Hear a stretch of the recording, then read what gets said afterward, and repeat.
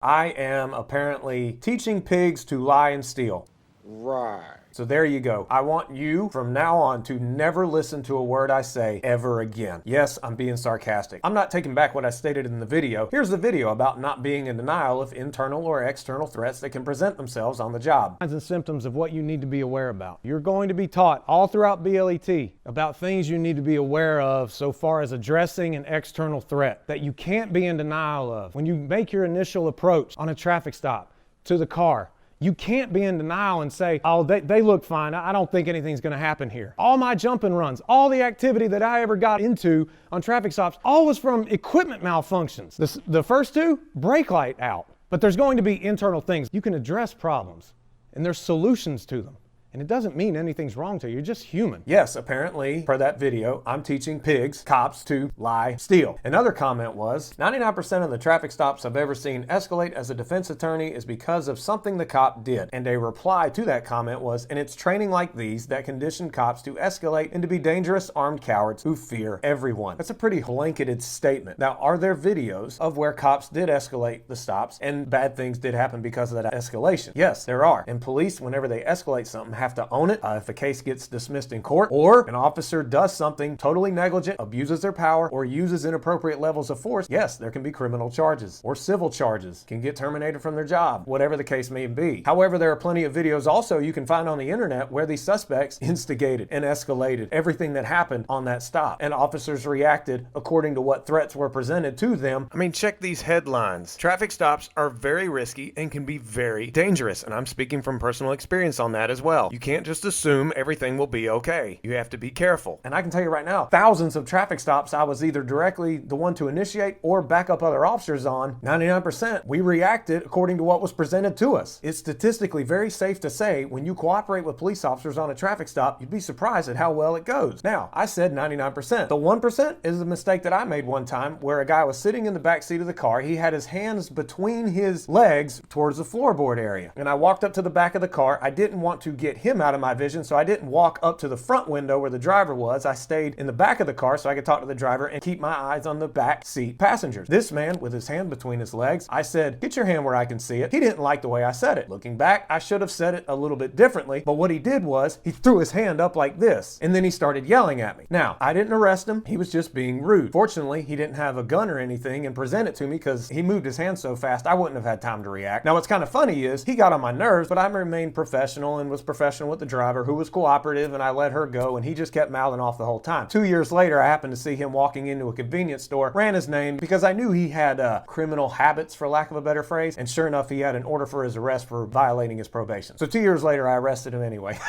All right, back on point. All right, another comment. These trainers need to be fired and replaced by mature professionals who can teach de-escalation techniques rather than teaching cops to be afraid and shoot first, lie later. You what? I have never, nor will I ever, teach a police officer or police academy recruits to shoot first, lie later. What on earth would never do that? And by the way, I do teach de-escalation. If you want to see it, there's a link right up there, or there, or there, whichever side it appears on. Now, as I have said before, you can apply every kind of de-escalation technique there is in the book, but you ultimately can't control someone's actions. So if someone gets violent towards you, if you're well skilled in knowing how to control someone, you can de-escalate it by quickly gaining control of them, maintaining your professional bearing because you didn't go into panic mode, and you can keep your composure. That's why I always highly recommend police officers to train defensive tactics, even if it means investing your own money and your own time. But shoot first, lie later, that's not the way we roll. Now, I can't speak for the rest of the world, and there have been officers to be criminally charged because of misuse of force and killing people. But to give a blanketed statement that I, along with many other instructors, are teaching recruits or police officers to shoot first, lie later, why would we do that? We want the police to be good for the public. That's not good for the public. Another comment under the video was, so basically teaching the servants that any car they pull over is going to have a scumbag that they need to be ready to murder in the name of officer safety. Sir, have you ever had to point a gun at someone? It stinks. There's no way around it. It's an awful feeling to point your gun at somebody, and you have to do that. Throughout my career, there were several times where I had to point my gun at people, particularly on known risk traffic stops, suspect in a shooting, armed robbery, weapons involved. I hated doing that, but we have to protect each other, have to protect the public. To think that the majority of police officers out there are actively seeking to murder someone, as in have the intent on killing somebody, that's just wrong. There are those who have been charged with murder, and rightfully so, when they did in fact murder people. However, the majority to murder, I don't agree with that at all. And when it comes to any car can have a scumbag in it, I never said that. I said that you can't be in denial and just assume that a traffic stop is going to be okay. Now, when it comes to the police officers being scared and fearful of everyone, unfortunately, yes, there are police officers out there who are scared. And you know what stinks about it? A lot of police officers get initial traffic stop training and training for other situations like domestics and stuff like that in the police academy, but it's very basic training. But then they get into the car with a training officer who hopefully is a good field training officer, and they get more training on domestics and traffic stops and many more things where it's actually on the job learning. And the thing is, after that academy training, after that field training, that's all the training they might have on domestic response for the rest of their career. That's what's bad. Police are not getting adequate leadership and adequate training when it comes to certain aspects. Not all of them. I'm not going to give any blanketed statements, but many of them are not. Particularly, my biggest gripe, if you've been following my videos for a while, is the fact that police officers overall really have a huge problem of not knowing how to control people. There are times when force is needed, and unfortunately there are times when